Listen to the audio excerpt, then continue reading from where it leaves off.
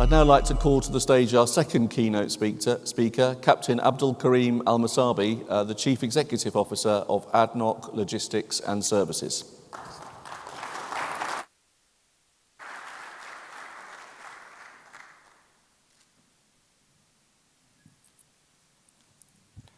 Assalamu alaikum. Sabah al-khair. Distinguished guests, ladies and gentlemen, it's my honor to speak here again at the Maritime Standard Tanker Conference 2019, where we meet once again to share our views and to strategize about what lies ahead of our sector. Before we look at the future, I would like to take a moment to reflect on the past year and on some of the big events which have had an impact on our business. We left behind the year of 2018, beginning the new year with a continued sense of uncertainty. This continued in Q1 when the front-loading of new product tankers to the market combined with seasonally low demand put downward pressure on all earnings. By mid-year, driven in part by the US-China trade war, the crude oil price slumped back to about $60, slowing the global economy, only for the oil price to shoot back up only months later due to escalating regional geopolitics. Now, as we have entered Q4, the product tankers market has a steady pulse again, and we have witnessed a multi-year high for crude tankers driven by recent sanctions. But whether this boost extends into 2020 remains uncertain. In fact, not even the most seasoned analysts or traders could predict each twist and turn of events in this increasingly complex world we live and operate in. But while we cannot predict with certainty what will happen in geopolitics, we do know that a healthy supply-demand balance is needed to ensure that the strong performance of the tanker market is maintained in the longer term. Fortunately, a look to the future shows market fundamentals to be more in our favor. Over the medium and long term, the global economic outlooks remains positive, solid and robust, and global energy consumptions will grow 20 to 30% or more through 2040. Production capacity by companies like ADNOC continues to grow too. And at the moment, older tonnage looks less likely to re-enter the market.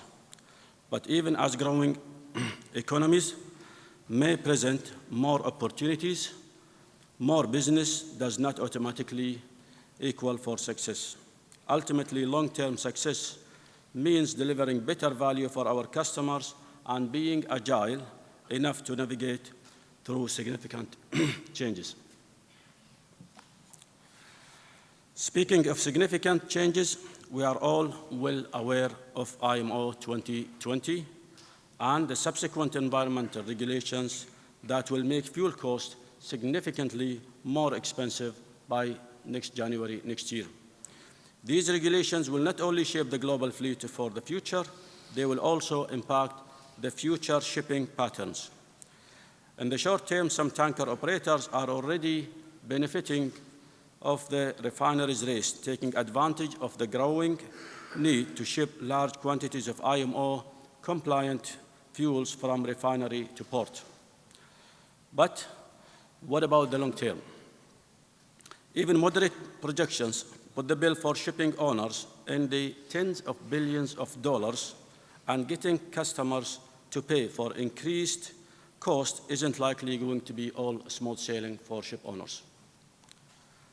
As we look at the market today, it's unlikely that the shipping sector alone can absorb all these extra costs itself.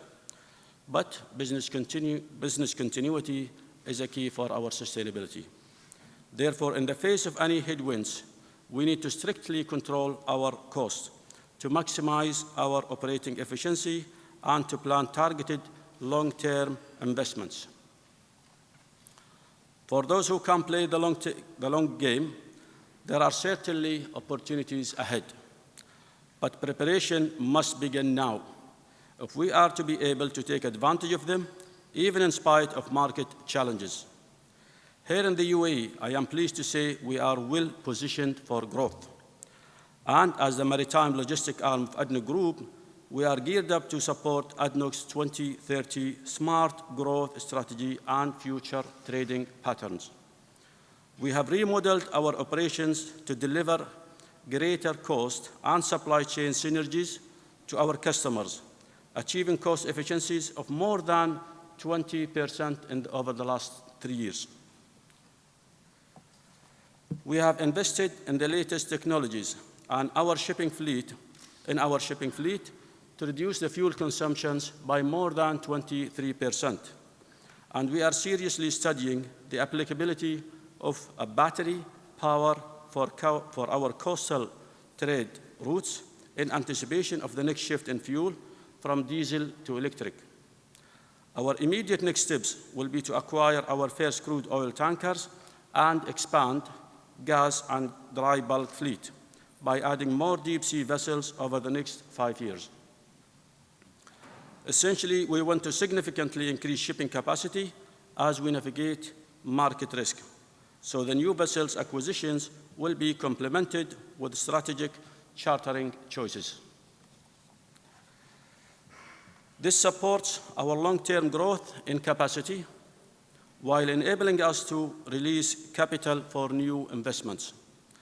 Maximum agility and returning highest value to our customers are absolute priorities. I'll conclude with a well-known shipping quote. The wind and the waves are always on the side of the ablished navigator. The wind and waves will always be there. It is up to us to learn how to sail through them safely. Thank you, and hopefully a good day. Thank you.